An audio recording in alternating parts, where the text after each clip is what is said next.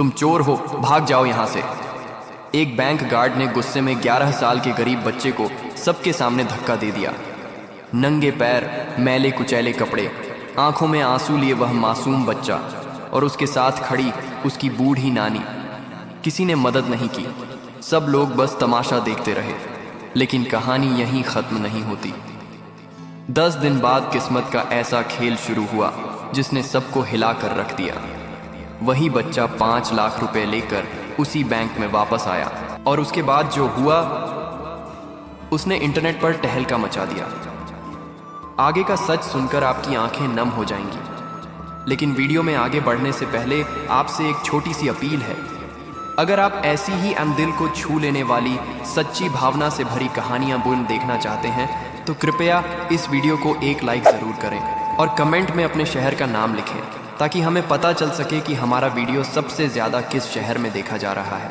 साथ ही चैनल को सब्सक्राइब करें और बेल आइकन ज़रूर दबाएं, ताकि हमारी हर नई कहानी सबसे पहले आप तक पहुंचे। अब चलिए कहानी के उस हिस्से की ओर जहां किस्मत ने अपना असली रंग दिखाया। किस्मत का खेल, एक प्रेरक कहानी। यह कहानी एक छोटे शहर की है जहां एक वित्तीय संस्थान में जो घटना घटी वह आज भी लोगों की जुबान पर है। ये सिर्फ एक बच्चे की कहानी नहीं, बल्कि समाज के उस चेहरे की कहानी है जो हम अक्सर नज़रअंदाज कर देते हैं। ये कहानी हमें सिखाती है कि जीवन में कभी किसी को कम नहीं आंकना चाहिए। सुबह के 10:30 बजे थे। धूप तेज हो चली थी और गर्मी बढ़ने लगी थी। 11 साल का अर्जुन अपनी बूढ़ी नानी के साथ वित्तीय संस्थान के दरवाजे पर खड़ा था। उसके मैले कुचैले कपड़े, नंगे पैर और धूल से भरा चेहरा देखकर कोई भी उसकी स्थिति समझ सकता था। लेकिन उसकी आंखों में एक अलग ही मासूमियत और चमक थी। नानी की सांसें फूल रही थीं, उनके पैरों में दर्द था और चलने में बहुत तकलीफ हो रही थी। उनके कांपते हाथों में एक पुराना कपड़े का थैला था जिसमें 7,500 रुपये थे। ये पैसा उन्होंने महीनों की मेहनत से बचाया था। नानी, यहाँ बहुत भीड़ है, क्या हम बाद में आ सकते हैं? अर्जुन ने धीरे से कहा। उसे इतने बड़े और चमकदार दरवाजे देखकर डर लग रहा था। नहीं बेटा, आज ही करना पड़ेगा। हमें अपनी जमा पूंजी सुरक्षित रखनी है, तभी तेरी पढ़ाई और मेरे इलाज के पैसे बचेंगे, नानी ने प्यार से समझाया। जैसे ही वे अंदर दाखिल हुए, पूरी संस्था में बैठे लोगों की नजरें उन पर टिक गईं। कुछ लोगों ने नाक भौं सिकोड़ी, कुछ ने आपस में कानाफूसी शुरू कर दी। एयर कंडीशनर की ठंडक में भी अर्जुन को पसीना आ गया। उसे महसूस हो रहा था कि सब उसे घूर रहे हैं। काउंटर पर 3 कर्मचारी बैठे थे, सभी अच्छे कपड़े पहने हुए। एक महिला ने दूसरी से धीरे से कहा, देखो तो ये लोग यहाँ क्यों आ गए? लगता है गलत जगह आ गए हैं। दूसरी ने मुस्कुराते हुए जवाब दिया, शायद भटक कर आ गए होंगे या फिर कोई गलत इरादा होगा। इन जैसे लोग यहाँ क्यों आएंगे? अर्जुन को ये बातें साफ सुनाई दी। उसकी आंखें भर आईं और गला भर गया। नानी, ये लोग हमारे बारे में क्या कह रहे हैं? उसने फुसफुसाते हुए पूछा। कुछ नहीं बेटा, चुप रह, हम अपना काम करके चले जाएंगे, बस थोड़ा सा धैर्य रख। नानी ने उसका हाथ थाम लिया। जब उनकी बारी आई, नानी काउंटर के पास पहुंची। उन्होंने अपना पुराना थैला खोला और कुछ नोट निकाले। नोट पुराने और मुड़े हुए थे, लेकिन उनकी मेहनत की कमाई थे। बेटा, हमें ये पैसे जमा करने हैं, नानी ने विनम्रता से कहा।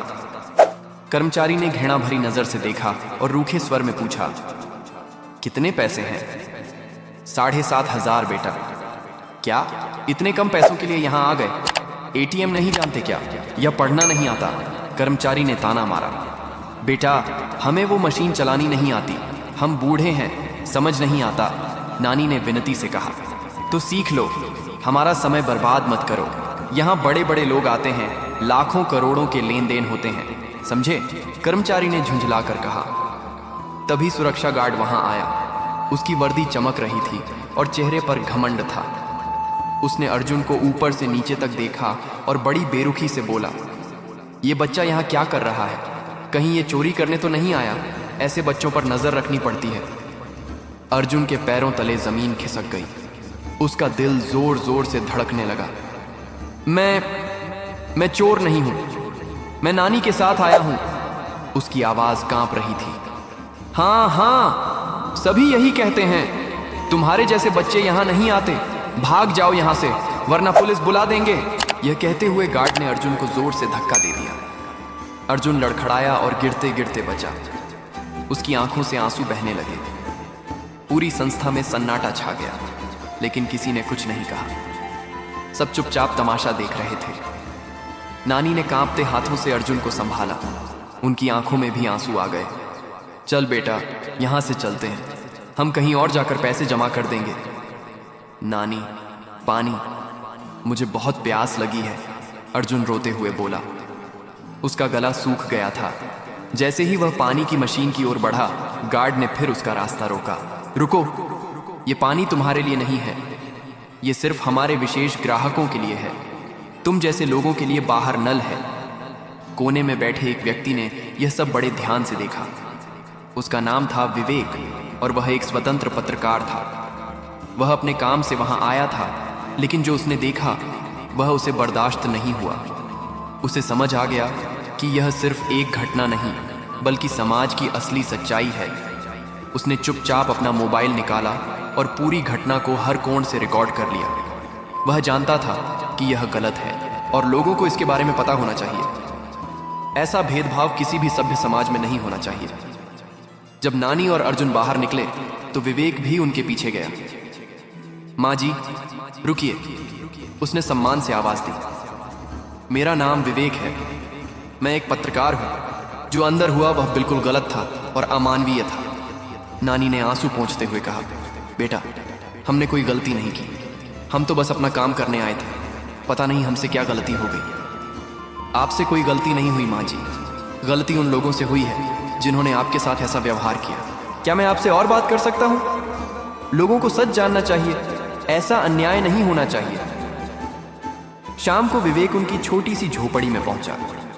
झोपड़ी छोटी थी लेकिन साफ सुथरी और व्यवस्थित। उसने अर्जुन और नानी से विस्तार से बात की और उनकी पूरी कहानी सुनी। नानी ने अपनी कहानी सुनाई। बेटा, ये अर्जुन मुझे आज से ठीक 10 साल पहले रेलवे स्टेशन पर मिला था। बहुत छोटा था, बस 1 साल का। फूट फूट कर रो रहा था। मैं घंटों इंतजार करती रही कि कोई आएगा उसे लेने, लेकिन कोई नहीं आया। मैंने इसे पुलिस को सौंपा। केस दर्ज हुआ, लेकिन कुछ पता नहीं चला। तब से यह मेरे साथ है। यह मेरी जिंदगी है। उन्होंने नानी की बीमारी के बारे में भी बताया कि डॉक्टर ने घुटने का ऑपरेशन बताया है, लेकिन पैसे नहीं है। इसीलिए वे थोड़े थोड़े पैसे जमा कर रहे थे। घर लौटकर विवेक ने पूरी रात काम किया। उसने एक भावुक वीडियो तैयार किया जिसका शीर्षक था, जब इंसानियत हार गई, एक 11 साल के बच्चे के साथ क्या हुआ। अगली सुबह जब विवेक ने वह वीडियो सोशल मीडिया पर डाला तो वह आग की तरह फैल गया। सिर्फ 2 घंटे में लाखों लोगों ने उसे देखा और शेयर किया। कमेंट्स में लोग लिख रहे थे, शर्मनाक, क्या यही है हमारा समाज? इन कर्मचारियों को तुरंत सजा मिलनी चाहिए। गरीब होना गुनाह नहीं है। न्यूज़ चैनलों ने भी इस खबर को प्रमुखता से दिखाया। उसी समय देश के दूसरे छोर पर एक लग्जरी होटल में एक व्यवसायी अमित शर्मा अपना फोन देख रहा था। वह उसी वित्तीय संस्थान का मालिक था। जब उसने वह वीडियो देखा तो पहले तो विश्वास नहीं हुआ। ये तो मेरी ही शाखा है, मेरे ही कर्मचारियों ने ऐसा किया। लेकिन असली झटका तब लगा जब उसने नानी की बात सुनी। ये बच्चा मुझे 10 साल पहले रेलवे स्टेशन पर मिला था। अमित की आंखें भर आईं। दिल जोर जोर से धड़कने लगा। 10 साल पहले उसी रेलवे स्टेशन पर उसी समय उसका अपना 1 साल का बेटा खो गया था।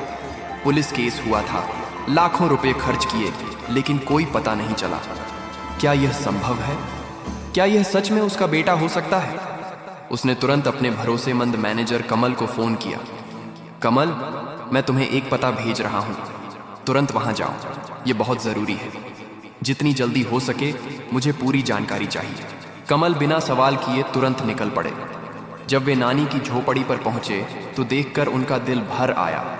इतनी गरीबी, इतनी मुश्किलें, फिर भी नानी ने इतने प्यार से अर्जुन को पाला।